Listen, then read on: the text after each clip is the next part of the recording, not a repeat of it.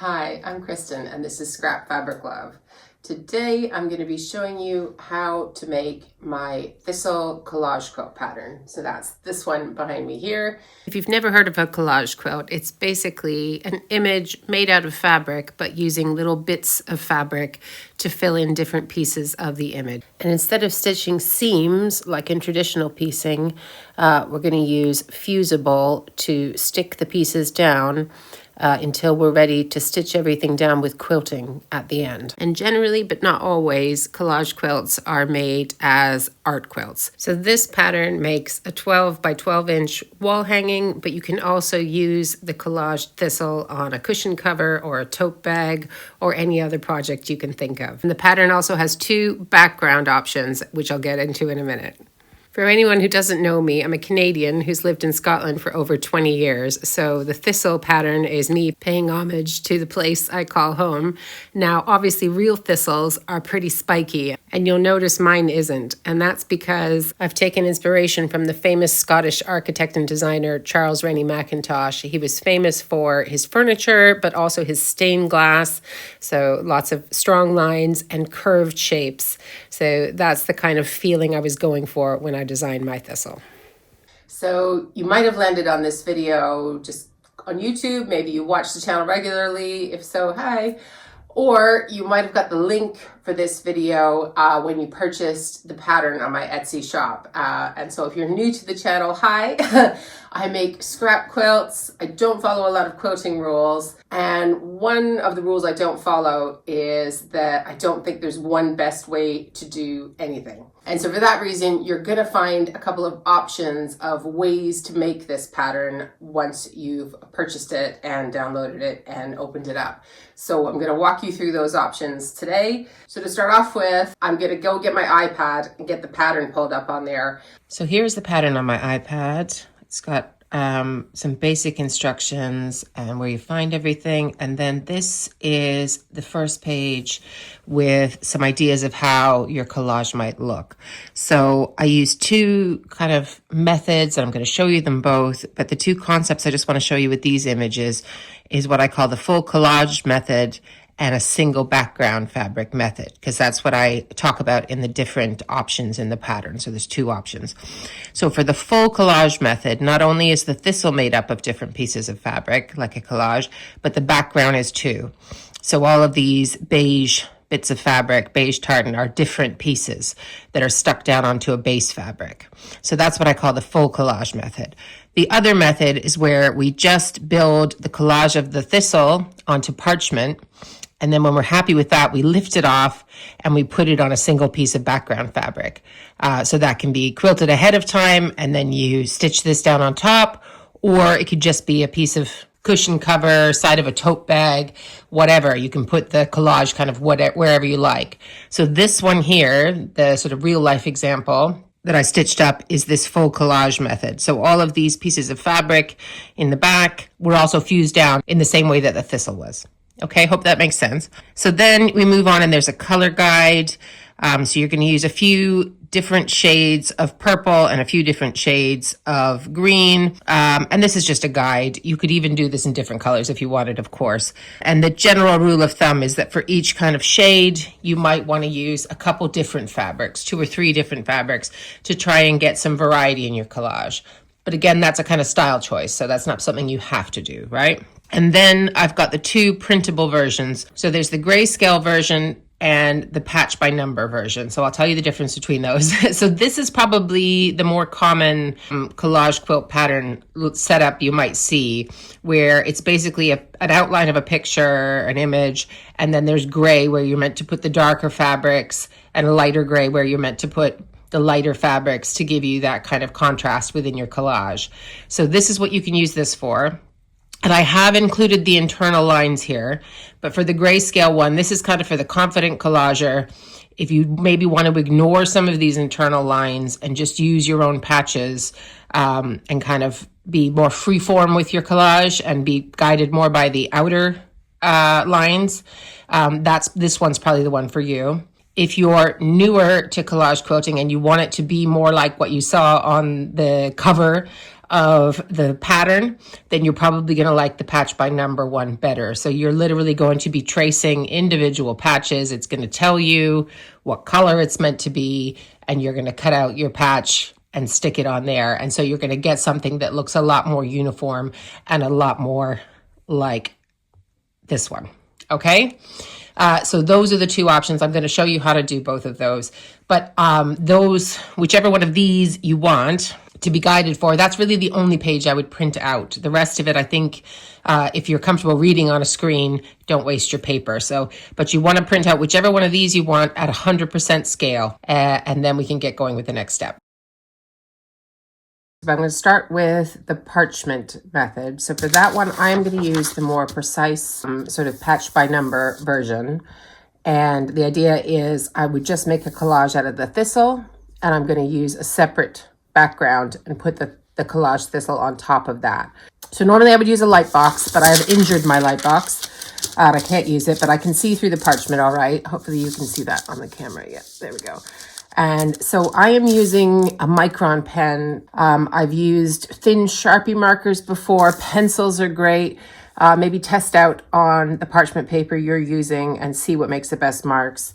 The only type you definitely don't want to use is a heat erasable marker because you might be using your iron. So I'm going to start by tracing along the outline of the thistle. I forgot to tape my pattern and my parchment down to the table initially, but I fixed that pretty quick when it started to slip. I traced over all the internal lines, but I didn't trace the color guide numbers in the patches because I'm just going to refer to the pattern for that as I go, but you can write those in if it helps. If you absolutely hate tracing and you have a place you can leave your project without moving it, you don't necessarily have to. You can just tape the pattern underneath the parchment and leave it there as you build your collage up. That would work best if you're using Steam-A-Seam 2, which is a fusible that I'm going to tell you about in a minute. But I still prefer to trace myself because then I can move my project if I need to, and I can use heat if I want to. But so many different ways to do this, so do the way that works for you. Okay, let's talk about colors and prepping fabric. So for the thistle in the fabric, it talks about having two types of purple, so dark purple and a mid purple. So I'm calling these two my dark purple, and these ones are my mid purple. So I've got this kind of spacey fabric, this honeycomb, and a tiny bit of corduroy. I like to put a bit of texture in my collages. So that's what I'm using for my purples. You can have even more variety than that if you want, but there's not that many pieces of purple. It's just the thistle bit at the very top. And then for my greens, there's three different green. So there's kind of a dark green, a mid green, and a light green. And you can kind of decide how you want to define that. So my light for this one is fairly light, but the one I did previously, the light was maybe more this kind of shade. Do you know what I mean? So you could decide to have a darker one again than this. I'm just trying to go a bit brighter for this particular example. But anyway, so I have a pile of sort of 3 or 4 different fabrics for each group. And I have way more fabric than I need for this. Because most of the patches in this pattern are quite small. The largest is the stem, which is about 4 inches by 1 inch. And then some bits of the leaf are maybe 2 by 3.5 inches. So we don't need a lot. But it can be easier to prep a bit more. And then we have some left over for other collages. In the pattern, you'll find some guidance if you want to use different types of fusible to the one I'm using. But for the sake of this video, I'm using my favorite method of sticking fabric to collage, which is Steam-A-Seam 2. It's a double-sided fusible, and I'll explain why it's good in a minute. So some of these fabrics already have that on it. This one does, and this one does. And anything in that pile, this one does from that pile, and that one does from this pile. So these ones, I obviously cut them out from other projects. I'd already sort of prepared a piece of fabric, and now I have these left over, and I have little pouches organized by color where I keep these. So these other ones and these ones, because I don't think none of those are prepped, the purples, I need to prep ahead of time, and then I'll cut my shapes out of them. Is for this pattern, I would take some of this steam seam. So I buy it on a roll. So I take the roll out and I unroll it and cut what I need. But you can also buy it in sheets. You know, I just use a lot of it, so I buy the big package. And you can cut something like a 10 to 20 inch piece or 5 by 15 inch. And that would be plenty for this pattern. But what I tend to do is cut out something that's roughly the size of my pressing surface. I'm not really measuring this, you know what I'm like, guys. And then you roll one side off of it. One of them's marked, one of them's not. It doesn't really matter which one you roll off. Okay, so I'm going to roll off the one with the yellow lines, but it doesn't matter which one you take off because it's the same on both sides. And so then I've got that on my pressing surface. This is like a heat-resistant mat that's on top of my pressing mat. And then I'm going to put the fabrics that I want to use and line them up right side up on here. Steam Seam 2 is good for collage because it's already tacky even before you heat it up, unlike other fusible products. So you can see those pieces of fabric are sticking onto the sheet, but I could still take them off and move them around. And as long as I don't apply steam, even after I've set them once with the iron, I can still take them off and on the paper with no problem. And that's going to be useful for tracing our shapes. And it's also good if you want to move patches around on your collage. So just follow the instructions for heat setting without steam, and then we move on. I forgot to film myself cutting apart that sheet of fabric pieces, but this is another one. So this is some fabrics that I'm prepping for the background of the base fabric version of the collage quilt. But basically all I'm doing now is cutting apart each patch and cutting away any excess fusible, and then I'm ready to use those pieces. Okay, so for this version on the parchment, I'm using the numbered patch version, which is on page 5, and that's the one where we're going to make our shapes pretty much exactly as they are on the pattern. So I'm going to refer to my color guide and figure out which color these numbers refer to. So they'll be mid purple, dark purple, or the different types of greens, and I'll decide where I want to start. So you can start anywhere. I know it's numbered 1 to 5, but it really doesn't matter which order you start in. I think I might start with the stem. So I'll look at my pattern. 3 is kind of the lightest green. So I'm going to decide which from this pile I think I would like my stem to be. So I've got that. I could probably do it from any of them, but I'm going to do it from one of these two, I think. So this one or that one. I think I want to go for this one. It's just a personal choice. It doesn't really, it's not a big deal. So first of all, I can estimate and see how wide do I need this patch of fabric, and I can cut this down if I want. I don't need to cut it at this point, but I think that's going to make it easier for me to work with. So I'm just going to do that.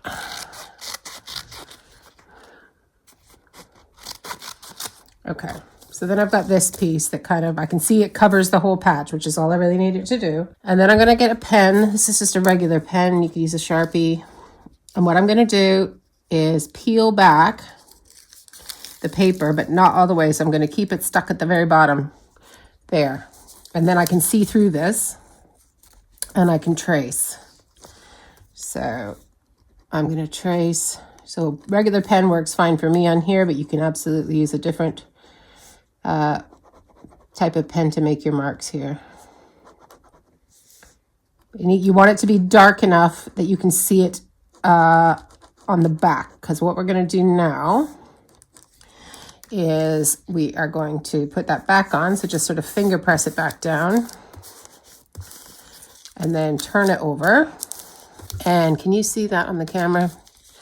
Now I'm going to use the lines that I've made there to cut out this shape more precisely.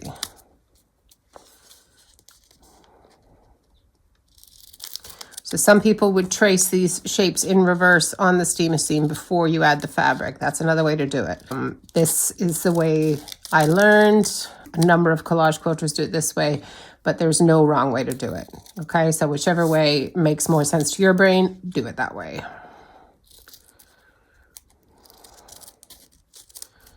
And I think this piece I'm cutting away here, I'm going to definitely save that because that's going to be big enough to make another stem from, probably. So I'm just going to make sure that's still stuck on. I've got my iron here. I'm going to turn it on so that I can repress the ones that start to come away so that I can save them better. These ones are probably a bit small for most things. Okay, so once I have that cut out, I'm going to take it to the parchment, and then I'm going to unpeel this and place it where it is, where it's meant to be on the image here.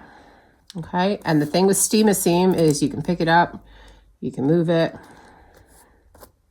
and it's not going to go anywhere. Okay, and then you just press it down. You can press as you go, but you don't have to. So that's piece one, and then we're going to continue like that. So I'm thinking, why don't I finish with the threes now? And so I'm looking on here, and the threes are here, here, here, and here. So I will decide which fabrics I want to use for those. So I think I want to use this one here. I sort of eyeballed that earlier. So I'm going to get my pen. Okay. So I'm going to hold it on here so I can trace it either on the lines I've traced on the parchment or on the pattern here. It depends how well you can see through, what the lighting's like in your sewing room.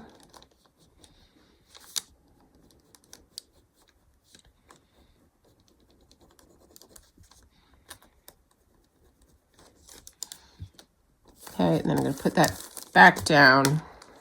Sometimes I might even press that before I cut because I don't want it to come apart.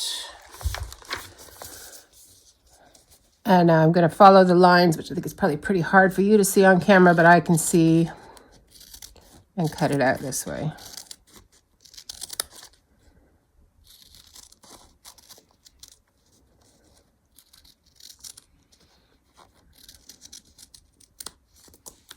Okay, and I'm going to save that, even though it's a funny shape. I'm sure I could use that for something else. So how did that go? That went like that. So I'm going to take this off and pop it on the parchment. So I'm going to continue on. So we just continue like that, tracing our shapes, cutting out the fabric and placing them where we want. And if you're using the Steam-A-Seam 2 like I am, you can easily pick it back up if you decide you don't like that color and you want to switch the fabrics or something like that. Okay, so there's all my lightest greens. So I can put away the scraps that I have left over from my light greens. So I just have these little pouches where I keep leftover bits that still have fusible. Some of them are big square shapes. Some of them are quite funny shaped, but anyway, it keeps me organized. So that's going away in there. Right. Next, I'm going to go for the slightly darker green, which is the mid green. So that's the 4s. So that was these ones. So I'm going to start with these two that come off here because I want to see what I like next to here. So I really like collage quilting because the same pattern can turn out differently depending on the fabrics that you use for each patch. So it feels quite fun and creative in that way. And really I hope you'll see from the pattern and from this video, there are lots of different ways to do it. So there's not just one way. Like, I don't think there's one way to do anything in quilting. There's just the best way for you. So the reason I give you all the options is so that you can figure out what makes sense to you and do it that way. And so that's the same with the glues as well. I kind of skirted past that because Steam-A-Seam 2 is my favorite. It's a lot of collage quilters' favorite, but it's not everybody's. And you might have other types of fusible or other types of glue in your sewing room that you want to use up. And if that's the case, I would encourage you to do so. I have used other types of fusible on a base fabric, but I've never done it on the parchment because the thing with the Steam-A-Seam 2 is it helps you to lift the whole thing as one piece off when you're just doing the collage thistle and not the background. But I would love to hear in the comments if anybody has used kind of school glue or glue stick or other types of fusible on parchment and if that's worked out. And I'm sure other people would like to read in the comments if that works as well, because I'm certainly not in favor of you buying extra supplies if you already have a ton of stuff in your sewing room. Just use what you've got. When you've covered all your patches, go ahead and give the whole thing a good press. Okay, so for the parchment one, so you can see my thistle is still stuck to the parchment, and I'm going to put it on a backing that I already have prepared. So this was cut from another quilt where I just quilted too much backing fabric, so the lines are not straight. That's okay. And then I'm going to stitch the thistle on top of this. I like to do that. I like to have quilting underneath and applique on top. That's one of the two ways I like to do this. Now, this doesn't have to be quilted ahead of time. This could be just a plain piece of fabric, and then you stitch and quilt the whole thing together. Or as I mentioned earlier, you could apply it to loads of other projects as well. It doesn't have to be quilted, okay? That's just what I'm doing because this one's going to be a wall hanging, okay? So what I do is you just start peeling it off of the parchment. Usually it'll come together as one piece if you've pressed it already. Again, not with steam, just pressing it. And this is primarily me using the Steam-A-Seam. So if you've got other fusibles, don't know. Now the one thing that might not come off in the one piece is the leaves, because they're not massively attached. So they might come off like that, but that's okay. We can just put them back on. So what I'm going to do is take this bit first and kind of try and center it. I'm not going to press it yet until I've got everything together. And then I'm going to put that down there. So you can kind of see where does it attach. It's kind of here. So you can overlap it if you want or have it just touching. There's no wrong answer. And then kind of here at the crook is where the other one goes. Okay, so it's kind of like that. So I think I like that. I'll move that out the way now. And then I would just kind of use my hand to see if is it centered. I can still trim this afterwards, but I think that's pretty centered. I'm pretty happy with that. So I am going to just press that down so it stays where I want, because remember the Steam-A-Seam is still tacky on the back. And then I'm going to get my pressing mat and press this in place.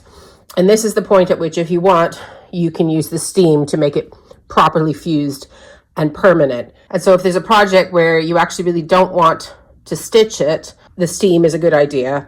But I always do stitch my collages just to make sure everything is secure. So let me go ahead and press that. I'm going to show you how I stitch this on at the end of the video. But first, I'm going to move on and show you the grayscale version of the pattern with a base fabric rather than parchment. Okay, so this time I'm going to remember to tape first. So you can use either the base fabric or the parchment with either pattern, okay? This is just what I've chosen for the way I'm doing it today. So I've given you 2 pattern methods and 2 background methods, but you can mix and match them, okay?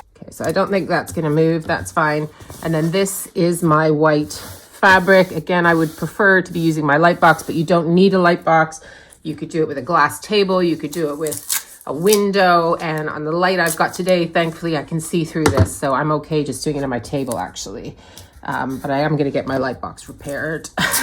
I smashed it in like it's hard to describe. It's like I've got this really heavy bench in my sewing room, and I was closing it, and I didn't realize the light box was kind of leaned up against it, and so it got stuck in, and part of the mechanism that lights it up got severed. I think it can be repaired. So I'm trying to find a local shop to do that for me. But anyway, that's why I don't have it today.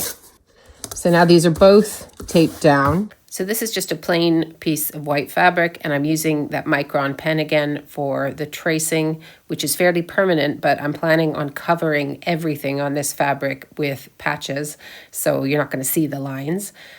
And this could, of course, be your background fabric. As long as you cover those lines with the fabric patches of your thistle, you don't necessarily need another background piece or to use parchment and lift it off and all of that. So this would be especially good if you are using other types of glue or fusible. You can just kind of stick it down right on the fabric.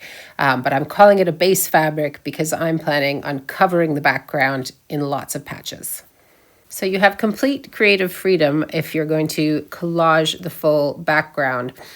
So you can use larger pieces, you can use strips like I'm using, and all you're doing is once you get close to the thistle, you're tracing the outline of the shape where obviously you don't want the background to cover, and you just cut away that amount of the background fabric. So it's kind of the reverse of what we were doing when we were tracing the shapes for the thistle on the parchment. So hopefully that makes sense. But basically I'm still peeling the Steam-A-Seam back. I'm tracing the outline of the shape and then cutting away the bit of background I don't need and then placing it in the empty space. So hopefully you can see by watching how that works.